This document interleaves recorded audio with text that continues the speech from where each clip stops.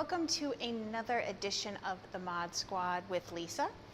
And today we're going to cover another topic that I've been getting some questions about, which I absolutely love. So please, by all means, if there's something that you want more information on, or there's something you just want me to cover, please let me know. I'm always happy to do that. So today we're actually going to be talking yoga mats. So it's anytime we start like a new hobby or a new sport, there's always gear that's involved in starting that. So, and yoga is no different. There's such a wide range of mats. There's just, it all really boils down to personal preference. So I'm just going to cover 3 mats today. One is my personal yoga mat. Actually, 2 of them are. One I use for when I'm here in town and travel, or when I'm here in town practicing, and I also have a travel yoga mat, which is a great option, which we'll cover in a minute.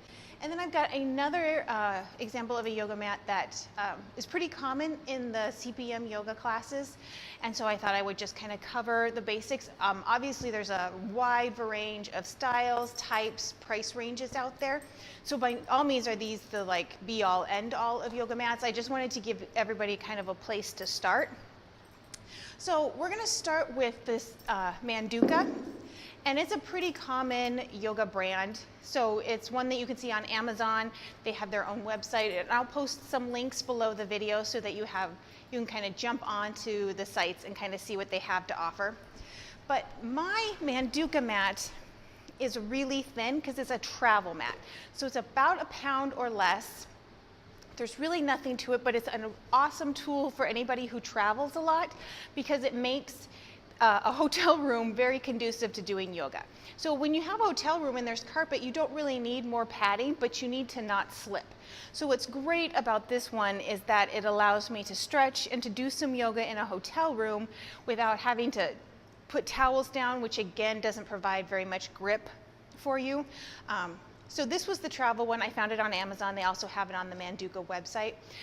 You could also find a variety of different traditional yoga mats through Manduka, and they do have a variety of price ranges. So when you're looking again at yoga mats, I think a lot of people are looking for something that's going to provide some cushion for the joints. So you'll want to kind of look at that. I always read kind of what people have put out there.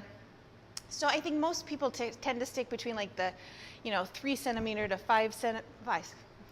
millimeter to 5 millimeter range, because that just seems to provide enough comfort if you're kind of being careful with knees or hips, feet, anything like that. So Manduka is a great option. They've got a wide variety of styles and colors and price ranges. So, again, this is something that you may want to take into consideration. It's an investment. So, and sometimes you will get what you pay for. So you can always find a cheaper mat, but you just be aware that you may be replacing it more often. And so Manduka is a pretty common mat. You'll see that a lot. The next one is going to be the Lululemon mat. And they come in a couple of different thicknesses as well. I believe they have a 5 millimeter and a 3 millimeter too. So, and a lot of people love the Lulu ones because they have great sticking power, so you're not going to slide once you start to get sweaty. They're pretty easy to clean. You just kind of wipe and go. Most yoga mats are pretty much that way, but you may need to watch carefully on specific yoga mats. They may have special instructions on how best to clean them. So again, this is a pretty common one. It's a fairly lightweight one. And I know they do have some that are kind of reversible, so kind of depending on what kind of stickiness you want.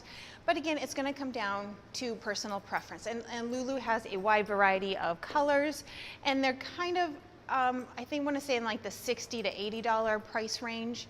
You'll see more on that. So if that's something that you're okay spending, I think that's certainly a great option for you. My personal yoga mat is called a Kurma, and it's got a 6 millimeter width on the mat. It's a little bit heavier.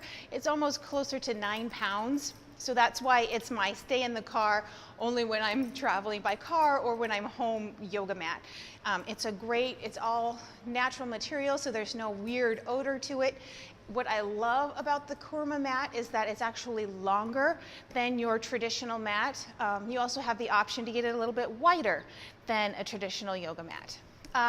It feels not necessarily as squishy as some of the other yoga mats, so it's amazing for balance because it almost feels like you're on a flat floor but you have cushion. So it's still great kind of for like your joints, for knees, hips, shoulders, all that kind of stuff, but it's a little bit more stable for when you're practicing those balancing postures.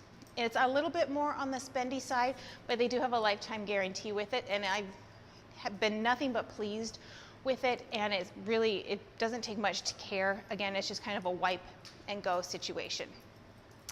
So there you have it. There's 3 mats. I will provide links below so that you can kind of click on those, take a look-see, and see if there's something that you like, something that maybe strikes your fancy.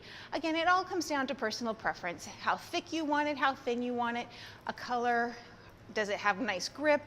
You know, all those kind of things kind of come into consideration when you're choosing a yoga mat. But again, if you have any other questions, please by all means let me know at themodsquadsf@gmail.com, and I will see you guys next time.